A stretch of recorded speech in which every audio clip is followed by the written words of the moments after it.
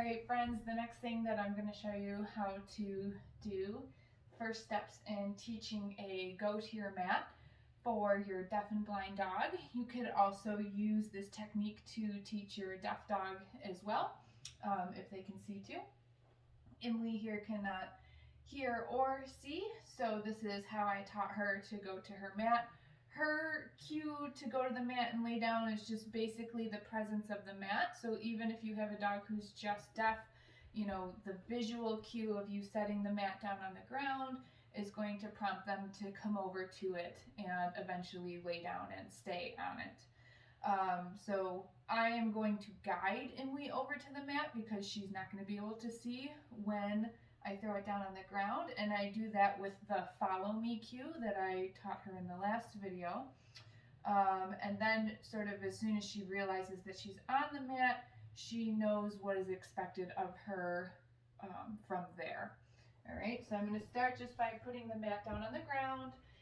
So this is step one in the mat behavior, and I'm going to guide Emily over to the mat, and as soon as she gets to the mat, I'm going to mark, and I'm going to feed a couple of cookies all over the mat.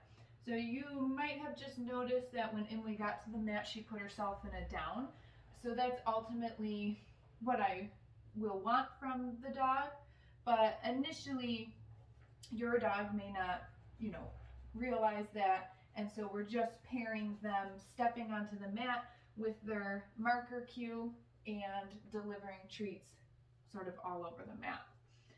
Once they finish the last treat, I'm going to gently pick up the mat from underneath the dog, and I am going to move it, and I'm going to guide her back over to it. When she gets there, I'm going to mark it with a tap on her chest, and again, I'm going to deliver those cookies sort of all over the mat. So especially if you're doing this for the first time with your sensory impaired dog, I would encourage you to take the cookies and sort of set them all over the mat so that the dog is really exploring the area and realizing that there's only food on this blanket or mat that you put down, and there isn't food off of the mat or the blanket.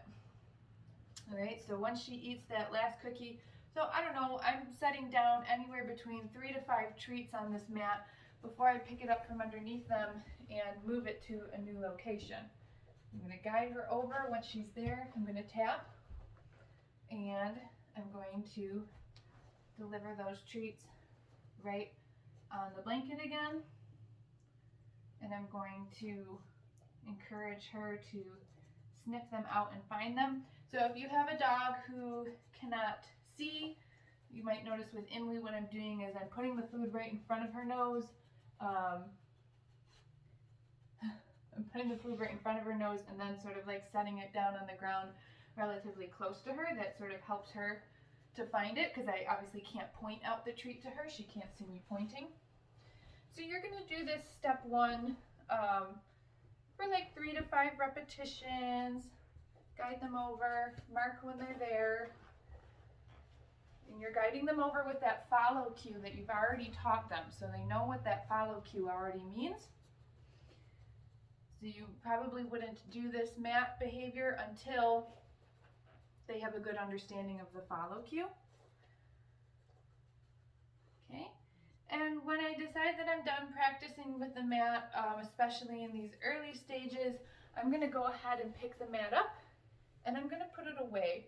I don't want the mat that I'm using to train this behavior to stay out all the time, especially for our visually impaired dog, because if she happened to walk over to it and she's on it and I'm not in training mode and I'm not prepared to mark and reward her behavior, then the mat is going to start to lose its meaning. So I want the mat to really have a lot of meaning and a lot of value for the dog.